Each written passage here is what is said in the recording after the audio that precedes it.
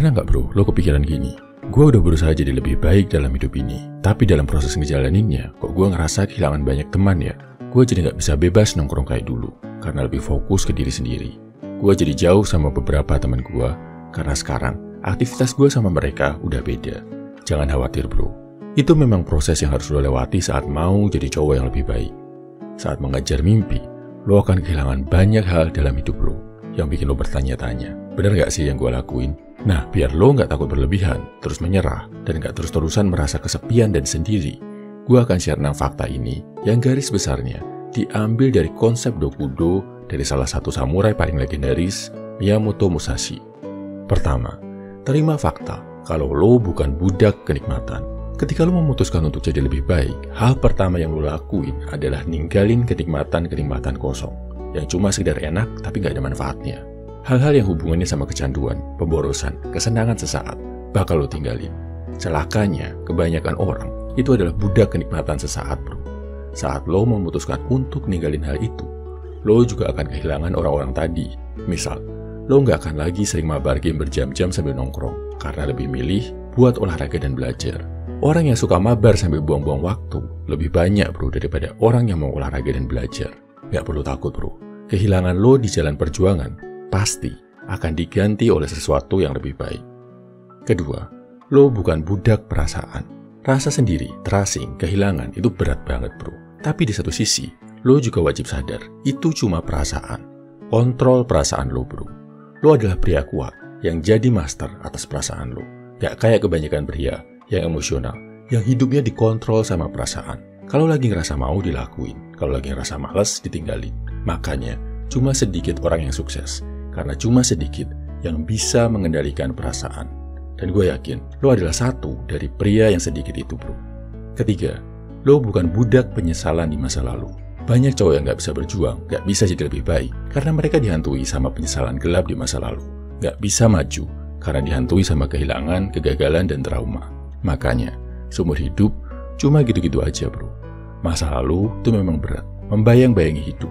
Tapi lo sadar, lo adalah pria yang fokus ke masa depan. Yang udah terjadi, biarlah terjadi. Lo paham dan pelajari kesalahannya. Tapi, lo gak akan pernah membiarkan masa lalu bikin lo jadi gak berkembang. Keempat, lo bisa menaklukkan kecemburuan, kebencian, dan iri hati. Sadar gak sih bro?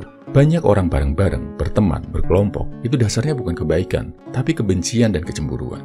Lo ngegeng, berteman, karena pengen nge-hit seseorang, atau bersatu buat ngejatuhin orang lain. Karena dasarnya kebencian, berteman kayak gitu secara nggak sadar, justru bakal bikin lo nantinya saling mengkhianati, saling nikung, saling nipu satu sama lain. Lo udah fokus sama diri sendiri, udah fokus sama tujuan hidup, jadi nggak ada waktu buat bergosip dan nge-hit orang lain.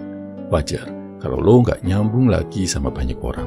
Tapi jangan khawatir bro, lebih baik lo ninggalin lingkungan yang bersatu karena kebencian dan membangun lingkungan yang dasarnya kebaikan. Kelima, ingat ini. Satu sahabat sejati lebih baik daripada ratusan teman palsu.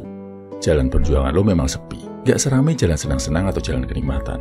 Cristiano Ronaldo sendiri pernah bilang, dia cuma bisa percaya sama 4 orang di dunia ini.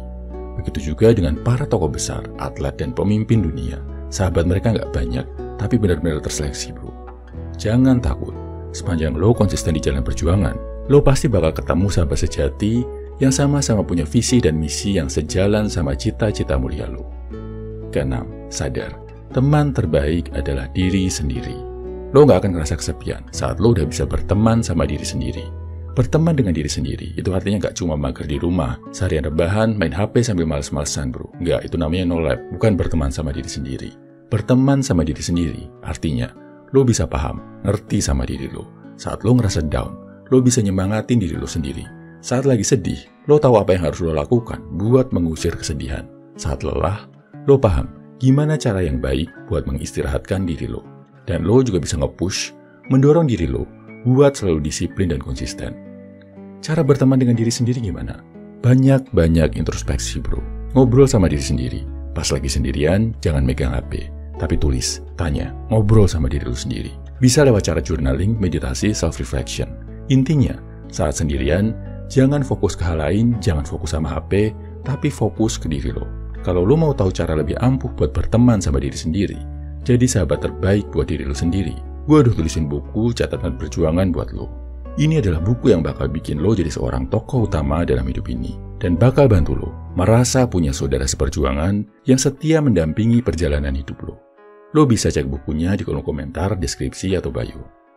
Salam High Value Man, semangat bro!